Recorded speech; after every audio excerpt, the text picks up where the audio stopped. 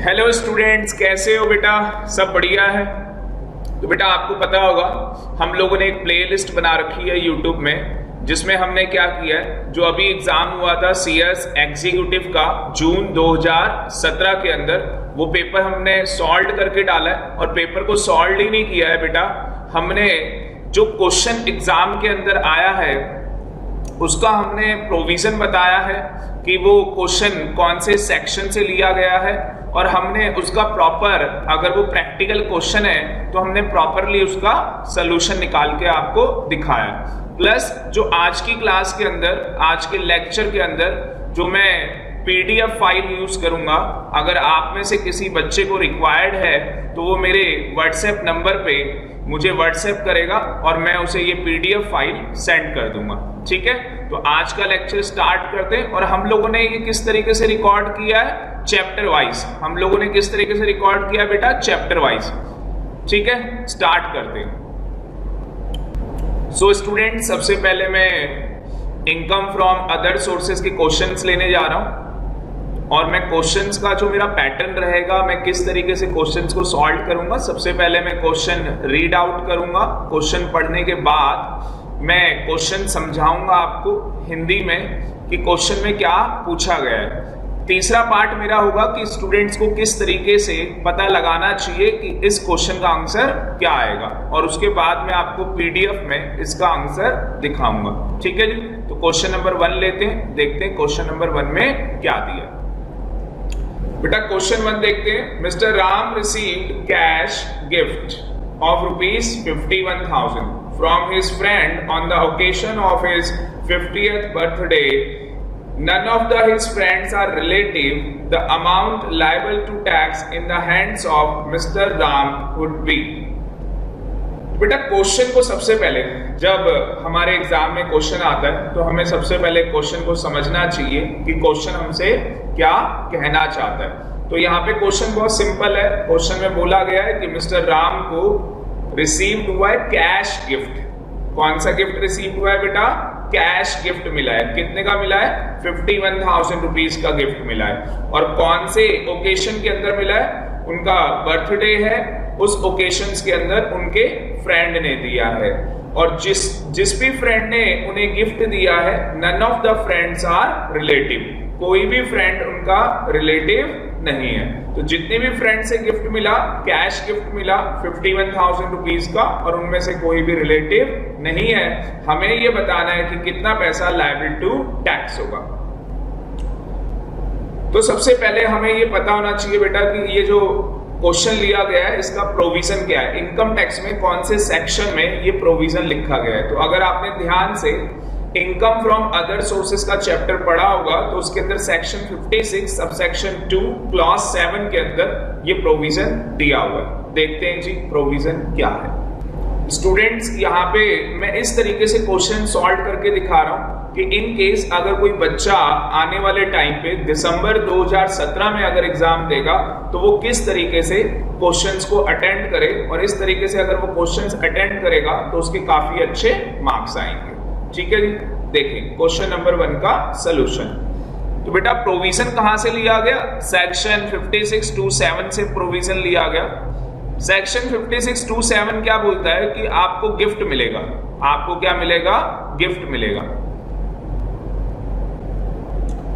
अगर आपने gift receive किया है अनरिलेटेड पर्सन से, आपको किससे गिफ्ट मिला है? अनरिलेटेड पर्सन से, तो उस केस के अंदर बेटा जो ये गिफ्ट आपको मिला होगा ये मूवेबल भी हो सकता है और इमूवेबल भी हो सकता है। और ये गिफ्ट आपको 3 तरीके से मिल सकता है, कैश में, मूवेबल प्रॉपर्टी, इमूवेबल प्रॉपर्टी। अगर आपको मैं बताऊं कैश के अंदर, यहाँ पे प्रोविजन में लिखा हुआ है कि अगर आपको कैश में मोर देन 50,000 रुपीज रिसीव्ड होते हैं, अगर आपको कैश में अनरिलेटेड पर्सन से 50,000 रुपए से ज्यादा मिलते हैं तो बेटा होल अमाउंट क्या हो जाएगा? आपका टैक्सेबल हो जाएगा। तो हमारा कहां से ये क्वेश्चन पूछा गया था? कैश से, क्योंकि वहां पे बताया था कैश गिफ्ट मिला है फ्रेंड से, और जो कैश गिफ्ट हमें अपने फ्रेंड से मिला है वो 50,000 रुपए से ज्यादा है। क्वेश्चन देखते हैं। तो क्वेश्चन में बेटा अब अगर आप ध्यान से देखोगे तो कैश गिफ्ट मिला है, किससे मिला है? फ्रेंड्स से मिला है, और ये जितने भी फ्रेंड्स हैं इनमें से कोई भी रिलेटिव नहीं है। तो इस क्वेश्चन के अंदर जो हमें 51,000 रुपीज मिला है वो होल अमाउंट क्या हो जाएगा? चार्जेबल टू टैक्स हो जाएगा under the income from other sources. तो इसका आंसर क्या आएगा? सी 51,000 रुपीज।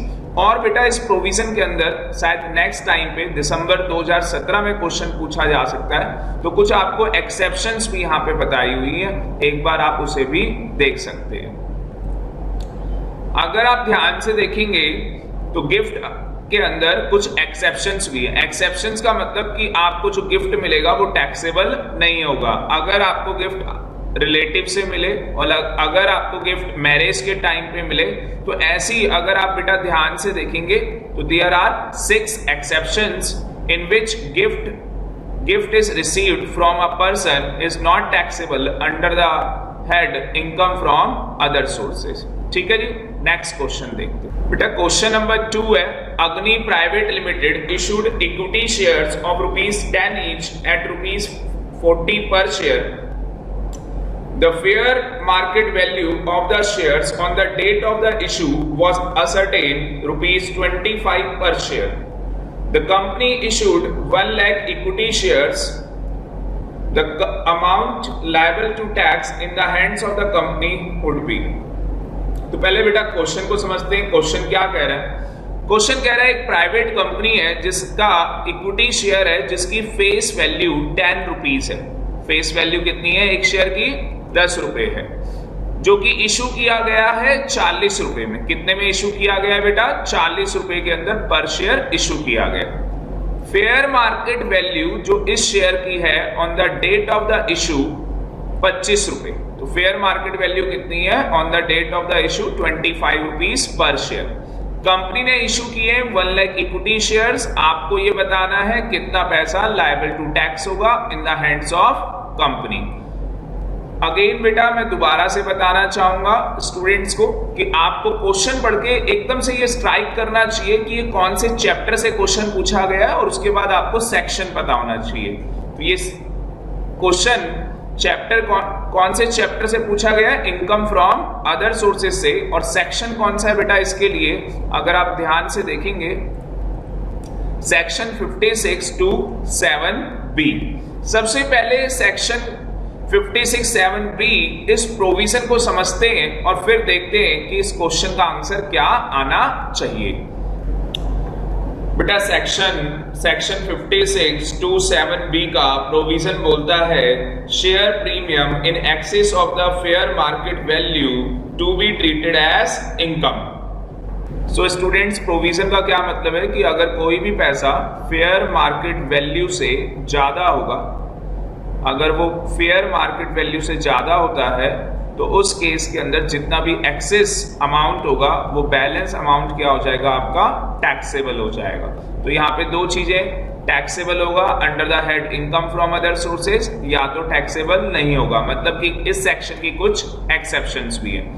तो एक्सेप्शंस हमसे पूछी नहीं गई है। एक्सेप्शंस 2 केस के अंदर है, अगर वेंचर कैपिटल अंडरटेकिंग है और company which is notified by the central government, तो उस केस के अंदर ही पैसा टैक्सेबल नहीं होगा।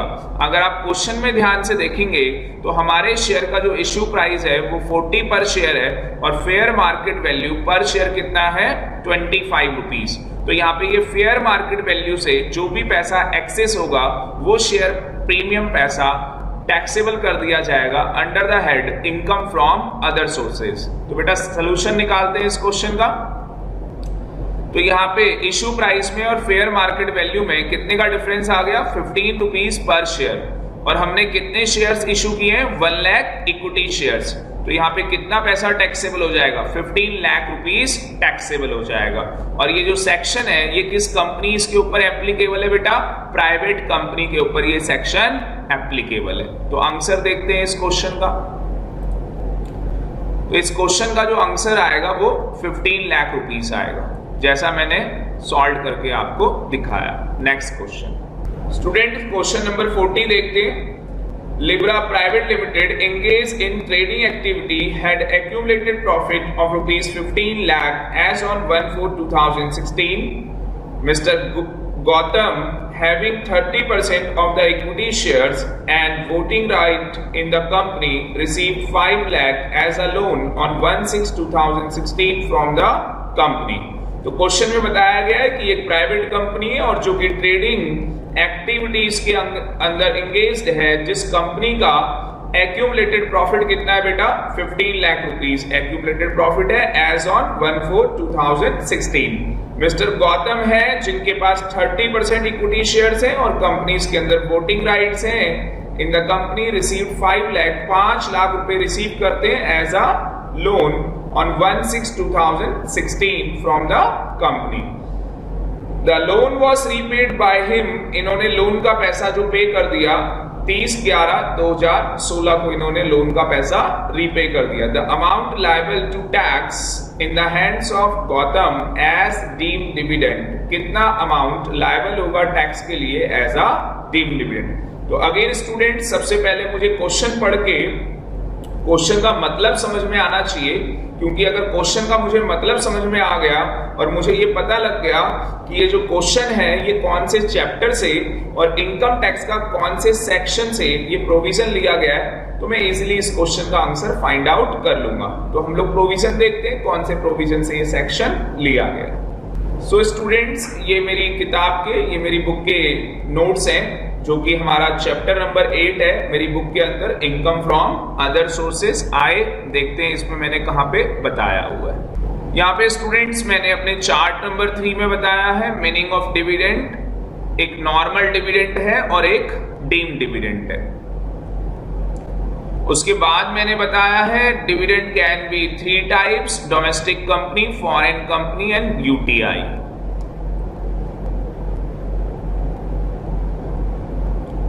उसके बाद आप देखेंगे यहाँ पे ध्यान से हमने चार्ट नंबर 4 बनाया है डिविडेंड के रिगार्डिंग कि अगर आपको डिविडेंड डोमेस्टिक कंपनी से मिलता है तो क्या होगा, और अगर आपको डिविडेंड फॉरेन कंपनी से या यूटीआई से मिलता है तो क्या होगा।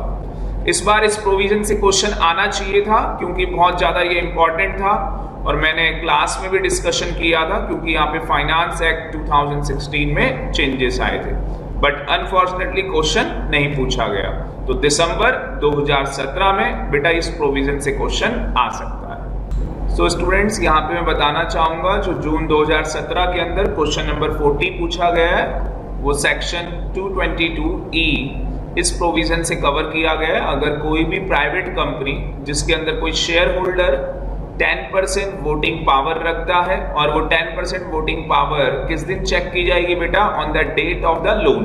जिस दिन आपको लोन दिया जा रहा हो, अगर आपके पास उस दिन मिनिमम 10% वोटिंग पावर है, आप 10% शेयर्स होल्ड करके रखते हैं, तो जो भी प्राइवेट कंपनी शेयर होल्डर को लोन देगी वो एज अ डीम्ड डिविडेंड माना जाएगा और टैक्सेबल कर दिया जाएगा income under the head other sources.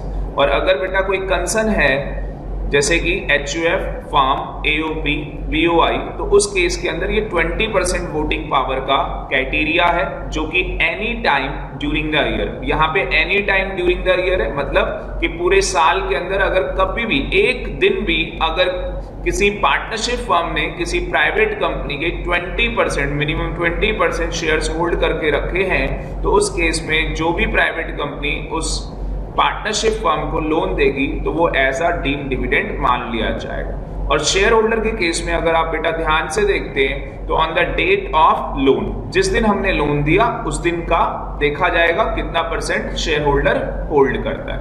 तो हम यहाँ पे देखते हैं क्वेश्चन के अंदर क्या बोला गया है। तो सो स्टूडेंट्स, यहाँ पे अगर आप ध्यान से देखेंगे तो मिस्टर गौतम ने 30% शेयर्स, इक्विटी शेयर्स होल्ड करके रखे और उनके पास वोटिंग राइट्स भी है। वोटिंग राइट्स का स्टूडेंट्स मतलब होता है कि आपने उस कंपनी के इक्विटी शेयर्स होल्ड करके रखे। और अगर आप यहाँ पे ध्यान से देखेंगे तो ये प्राइवेट कंपनी है, तो यहाँ पे गौतम के हाथ में जो डीम्ड डिविडेंड होगा वो 5 लाख रुपीस होगा, तो इसका आंसर क्या आएगा 5 lakh rupees. Next question student, next question है 41। Rakesh acquire a motor car for ₹3 lakh from his friend non relative. उसने 3 लाख रुपए की कार रिसीव की है अपने फ्रेंड से जो कि उसका रिलेटिव नहीं है। When the fair market value of the motor car was rupees 5 lakh, तो fair market value कितनी थी मोटर कार की? 5 लाख रुपीस थी, और उसने कितने में ले ली अपने फ्रेंड से? 3 लाख रुपीस में। हमें ये बताना है the amount liable to tax in the hands of Rakesh from the transaction, कितना पैसा टैक्सेबल होगा। अगेन स्टूडेंट्स दोबारा से बताना चाहूंगा कि आपको ये पता होना चाहिए कि ये प्रोविजन कौन से सेक्शन से लिया गया है। सो अगेन स्टूडेंट्स बताना चाहूंगा कि क्वेश्चन नंबर 41 सेक्शन 5627 से लिया गया है, और जिसमें लिखा हुआ है motor car is not covered under the definition of property. तो बेटा इस केस के अंदर जो इसका आंसर आएगा वो डी आएगा, और डी में क्या लिखा हुआ है? निल। तो अगर आप मोटर कार रिसीव करते हैं तो उस केस में ये प्रॉपर्टी की डेफिनेशन में कवर नहीं है, तो the amount liable to tax in the hands of Rakesh, answer आएगा जी nil, D. Next question. So students question number 42 अगर आप ध्यान से देखेंगे तो अ फर्म और closely held company received from any person any property being a shares of closely held company without consideration. तो एक पार्टनरशिप फर्म है और एक क्लोजली हेल्ड कंपनी है। बेटा क्लोजली हेल्ड कंपनी का मतलब होता है प्राइवेट कंपनी, रिसीव करती है एनी पर्सन एनी प्रॉपर्टी, किसी भी पर्सन से कोई भी प्रॉपर्टी रिसीव करती है बीइंग अ शेयर्स रिसीव किए गए ऑफ क्लोजली हेल्ड कंपनी के विदाउट कंसिडरेशन।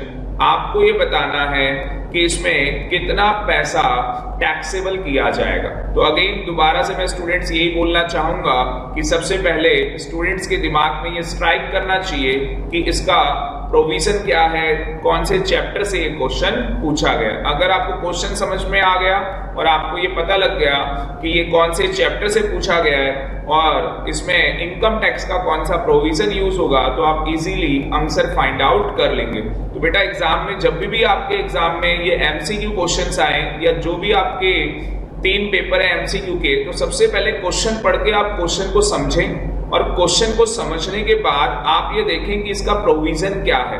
अगर आपको क्वेश्चन समझ में आ गया और आपको प्रोविजन पता है तो आप इजीली आंसर्स फाइंड आउट कर लेंगे। देखते हैं जी सॉल्यूशन। तो मैंने 42 का ये सॉल्यूशन तैयार किया हुआ है। सबसे पहले मैंने यहाँ पे बताया हुआ है कि सेक्शन 5627 ए से ये प्रोविजन लिया गया है इनकम टैक्स एक्ट 1961 के। अगर किसी भी प्राइवेट कंपनी को गिफ्ट रिसीव्ड होता है फ्रॉम अ फर्म और private company in the form of shares की फॉर्म में, तो उसमें 2 बातें होंगी। इफ रिसीव्ड विदाउट कंसिडरेशन तो क्या होगा, और इफ रिसीव्ड विद कंसिडरेशन तो क्या होगा। अगर मैं ध्यान से देखूं क्वेश्चन को अपने 42 को, तो वहां पे लिखा हुआ है रिसीव्ड विदाउट कंसिडरेशन। तो बेटा इसका आंसर क्या आएगा? Whole fair market value shall be taxable if exceed 50,000 rupees. तो अगर प्राइवेट कंपनी रिसीव करती है बाय अ फर्म और प्राइवेट कंपनी से in the form of shares, और वो पैसा 50,000 रुपए से क्या होता है बेटा? ज्यादा होता है, तो उस केस के अंदर होल फेयर मार्केट वैल्यू क्या हो जाएगी? टैक्सेबल हो जाएगी under the head income from other sources. तो इस क्वेश्चन का आंसर आएगा बी। तो अगर आप बेटा बी में देखेंगे, बी ऑप्शन के अंदर लिखा है whole of the fair market value shall be taxable if it is exceed rupees 50,000। Next question. बेटा अगर ध्यान से देखें क्वेश्चन नंबर 53 बहुत ही आसान क्वेश्चन इंस्टीट्यूट ने डाला है। यहाँ पे mister Ravi solved a crossword puzzle and received 80,000 rupees after deduction of tax at source. तो मिस्टर रवि को 84,000 रुपीज रिसीव हुआ है, जिसमें से टीडीएस काट लिया गया है। तो अगर हम ध्यान से देखें तो नेट अमाउंट यहाँ पे मिस्टर रवि ने रिसीव किया है। तो अगर आपको ध्यान से पता होगा तो बेटा इसका ग्रॉस अप किया जाता है। अगेन दोबारा मैं वही बोलना चाहूंगा कि आपको इनकम टैक्स का प्रोविजन पता होना चाहिए। तो और यहाँ पे इनकम टैक्स का प्रोविजन क्या है बेटा, जो ये आप ध्यान से देखेंगे सोल्यूशन के अंदर, तो ये प्रोविजन कहां से लिया गया है? सेक्शन 56(2) IB से ये प्रोविजन लिया गया है। और मैंने आपको कहा था कि अगर क्वेश्चन साइलेंट है तो हमें हमेशा क्या करना होता है? ग्रॉस अप करना होता है। तो यहाँ पे तो क्वेश्चन ने खुद ही बताया हुआ है कि उसके ऊपर टीडीएस कटा है, और टीडीएस का रेट आपको पता होना चाहिए 30% है। और अगर नॉन रेजिडेंट है तो बेटा उस केस के अंदर ध्यान रखें 30.9% है। ठीक है जी, तो जो उस नॉन रेजिडेंट के केस में ग्रॉस अप किया जाएगा वो 30.9% के अकॉर्डिंग किया जाएगा। यहाँ पे रेजिडेंट है क्योंकि क्वेश्चन साइलेंट है तो 30% के अकॉर्डिंग किया जाएगा। ग्रॉस अप कैसे किया जाता है? 84,000 नेट अमाउंट है, मुझे ग्रॉस अप अमाउंट पता करनी है तो 100 ऊपर आ जाएगा और 100 में से टीडीएस का रेट माइनस हो जाएगा, क्योंकि मैं मान के चल रहा हूं अजम्पशन कि मेरी इनकम अगर 100 रुपए होती है तो मुझे 30 रुपए क्या पे करना होता है? टैक्स पे करना होता है। तो मुझे मिला कितना होगा? 70% पैसा मुझे रिसीव हुआ होगा। 70% जो पैसा मुझे रिसीव हुआ होगा उसकी वैल्यू मुझे 84,000 रुपीज बता रखी है। तो मेरा जो ग्रॉस अमाउंट रहा होगा, जो मेरे इनकम फ्रॉम अदर सोर्सेज के अंदर बेटा टैक्सेबल हुआ होगा, वो 1,20,000 रुपीज हुआ होगा। अब स्टूडेंट्स इसमें होता क्या है कि इनकम फ्रॉम अदर सोर्सेज में आपकी 1,20,000 रुपए इनकम मानी जाएगी और जब टोटल इनकम के ऊपर बेटा आप टैक्स निकालोगे तो टैक्स निकालने के बाद जो आपका टैक्स पेबल आएगा उसमें से आपका टीडीएस का पैसा, जो यहाँ पे टीडीएस का पैसा है वो आपका माइनस कर दिया जाएगा। नेट अमाउंट आपको टैक्स पे करना होगा। तो यहाँ पे सोल्यूशन का अगर हमने आंसर निकाला तो आंसर क्या आएगा? डी। ध्यान से देखें। सो स्टूडेंट्स यहाँ पे आंसर आएगा D, 1,20,000 rupees. Next question. Next question is student, question number 39. Ms. Mala received family pension of rupees 15,000 per month during the previous year 2016-17. Also, she was employed in a private firm where she got a monthly consolidated salary of rupees 20,000 per month. हर total income chargeable to tax. तो बेटा question का मतलब क्या है कि miss माला है जिनको पेंशन रिसीव होती है 50,000 rupees per month previous year 2016-17 और साथ ही साथ ये एम्प्लॉयड भी है प्राइवेट फर्म के अंदर और इन्हें सैलरी मिलती है 20,000 रुपीज। देखते हैं जी इसका सोल्यूशन कैसे निकलेगा। बिल्कुल आसान है बेटा सोल्यूशन निकालना क्वेश्चन नंबर 39 का। अगर हम ध्यान से देखें तो फैमिली पेंशन का जो प्रोविजन है वो सेक्शन 57 में बताया गया और सेक्शन 57 बोलता है कि अगर किसी को फैमिली पेंशन रिसीव होती है तो वो अलाउड होगी एज अ डिडक्शन। तो कितना अलाउड होगा as a deduction? 1/3 of such pension और 15,000 रुपीज। तो अगर मैं ध्यान से देखूं तो यहाँ पे पेंशन का जो पैसा बताया गया था वो कितना बताया गया था? पेंशन का पैसा 15,000 रुपीज पर मंथ। तो 15,000 मल्टीप्लाई में 12, अगर मैं 15,000 को 12 से मल्टीप्लाई करूंगा तो 1,80,000 रुपए आएगा और इसका 1/3 अगर मैं निकालता हूं as per income tax provision तो वो 60,000 रुपीज आएगा। बात समझ में आ रही है स्टूडेंट्स? बेटा प्रोविजन के अंदर बोला गया है कि 1/3 जो पेंशन का पैसा होगा वो आपको निकालना होगा और 15,000 रुपए जो इन दोनों में से लेस होगा उसकी आपको क्या मिल जाएगी? डिडक्शन मिल जाएगी। ठीक है जी, इनकम फ्रॉम अदर सोर्सेज के अंदर।